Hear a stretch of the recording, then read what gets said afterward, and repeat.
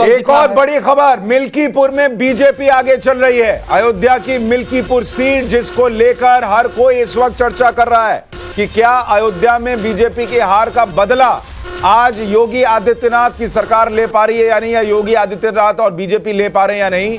Milkipur seat पर BJP आगे चल रही है। मोटे तौर पर अखिलेश यादव तो कह रहे हैं कि भाई प्रशासन ने ये किया वो किया, लेकिन मोटे तौर पर आप किसी से भी बात कीजिए, ज्यादातर लोगों को यह लगता है कि मिल्कीपुर में पब्लिक जो है वो सेंटीमेंट पे वोट कर रही है कि भाई अयोध्या में हमने कैसे बीजेपी को हराया। अशोक यादव हमारे साथ समाजवादी पार्टी से जुड़े हुए हैं। अशोक भाई, मिल्कीपुर में सपा पीछे। तो देखिए, अभी सुशांत जी, अभी तो चूंकि बैलेट पेपर की काउंटिंग चल रही है तो इसमें आगे पीछे लगा रहेगा, लेकिन भारतीय जनता पार्टी को फुल कॉन्फिडेंस अपने बेईमानी पे, भारतीय जनता पार्टी को फुल कॉन्फिडेंस है विनोद तावड़े मॉडल पे, प्रवेश वर्मा मॉडल पे, अनिल मसीह मॉडल पे, लेकिन हमको जनता के मॉडल पर विश्वास है कि जनता वहां पर लाख बेईमानियों के बाद भी जनता समाजवादी पार्टी को बंपर वोट दी है।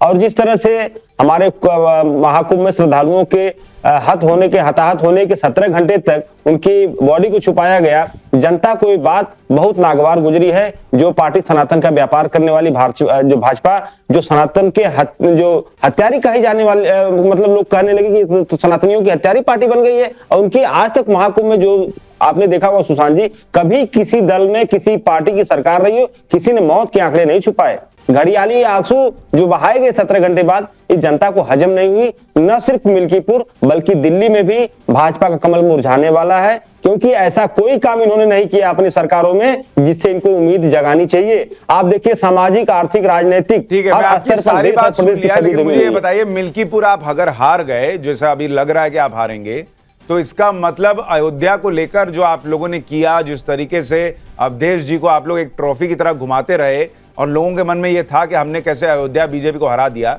आज उसका भी नतीजा है, ये मानेंगे आप लोग? नहीं, देखिए, अयोध्या बीजेपी को किसने हराया? जनता ने हराया। और वो जो भारतीय जनता पार्टी के लूट और भ्रष्टाचार ने हराया उसको। आप देखिए, जमीनों की लूट किसने किया अयोध्या में? भाजपा ने किया, भाजपा के लोगों ने किया। तो भाजपा हराती पब्लिक है, जीतते प्रशासन के जरिए। नहीं, बिल्कुल, देखिए, जो उन्होंने प्रशासनिक दुरुपयोग किया, जो उन्होंने चुनाव में बेईमानी किया। अभी थोड़ी देर में तस्वीर क्लियर हो जाएगी सर। बीजेपी बोलते बोलते 22 सीटों पर आगे हो गई है दिल्ली में। इमरान हुसैन बल्ली मारान से आम आदमी पार्टी के आगे हो गए हैं। ये बड़ी खबर आ रही है। मध्यपुर से एससी सीट है, राखी बिड़ला जो है वो पीछे चल रही है।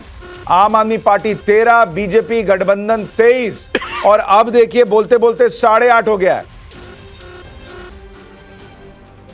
ओहो, एक और बड़ी खबर, आम आदमी पार्टी अपने जीते हुए विधायकों को पंजाब लेकर जाएगी। फाइनल नतीजों से पहले आम आदमी पार्टी ने बड़ी तैयारी कर ली है।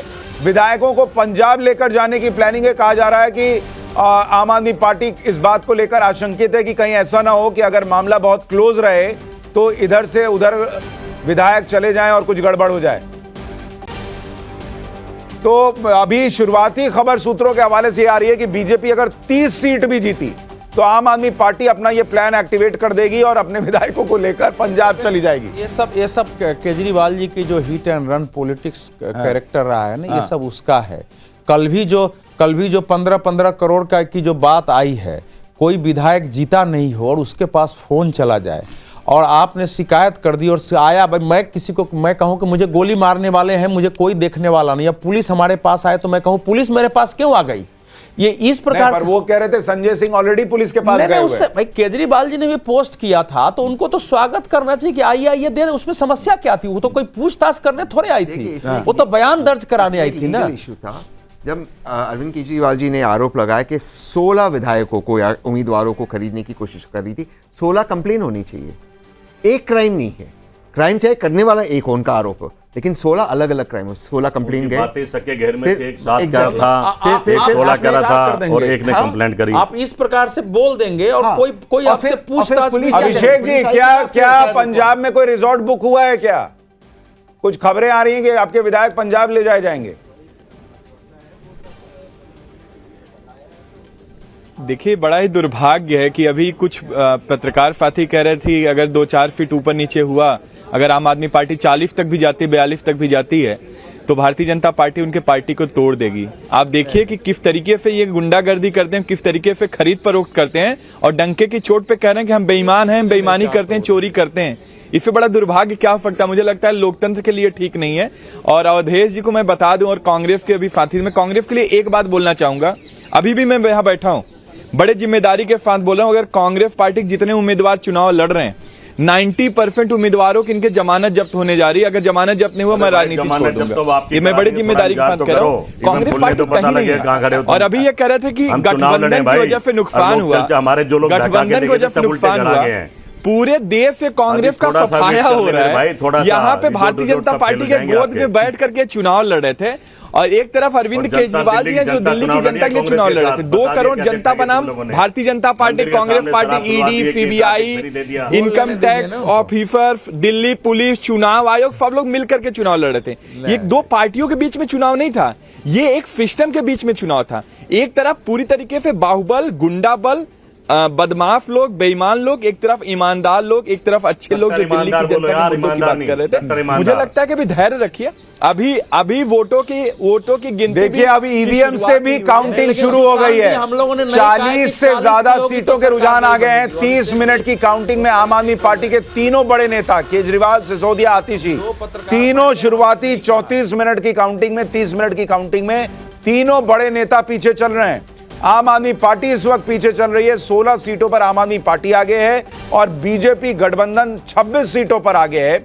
लेकिन अब यहां से मामला जो है वो तेजी से आगे बढ़ेगा, क्योंकि अब ईवीएम से काउंटिंग शुरू होगी, और जब ईवीएम से काउंटिंग शुरू होगी तो चूंकि दिल्ली में 70 विधानसभा सीटें हैं, तो यहां से तेजी से मामला आगे बढ़ने पर आपको पिक्चर भी बहुत तेजी से क्लियर होगी। मुझे लग रहा है कि 10 बजे के आसपास तक आपको बहुत हद तक पता चलेगा कि क्या होने जा रहा है और क्या नहीं होने जा रहा है। अमित के पास एक बार चलते हैं। अमित, जरा बताइए, ये जो आम आदमी पार्टी के हवाले से कुछ खबरें आ रही हैं सूत्रों के हवाले से कि भाई पंजाब ले जाए जा सकते हैं, क्या बीजेपी ट्राई करेगी अगर वो 30-31 पे रहे और फिर भी सरकार बनाने की?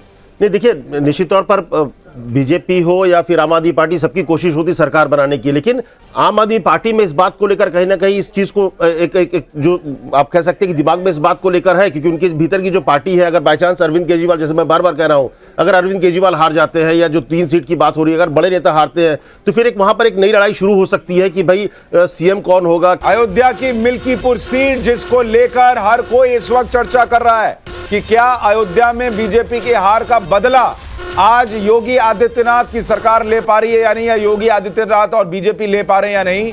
मिल्कीपुर सीट पर बीजेपी आगे चल रही है। मोटे तौर पर अखिलेश यादव तो कह रहे हैं कि भाई प्रशासन ने ये किया वो किया, लेकिन मोटे तौर पर आप किसी से भी बात कीजिए, ज्यादातर लोगों को यह लगता है कि मिल्कीपुर में पब्लिक जो है वो सेंटिमेंट पे वोट कर रही है कि भाई अयोध्या में हमने कैसे बीजेपी को हराया।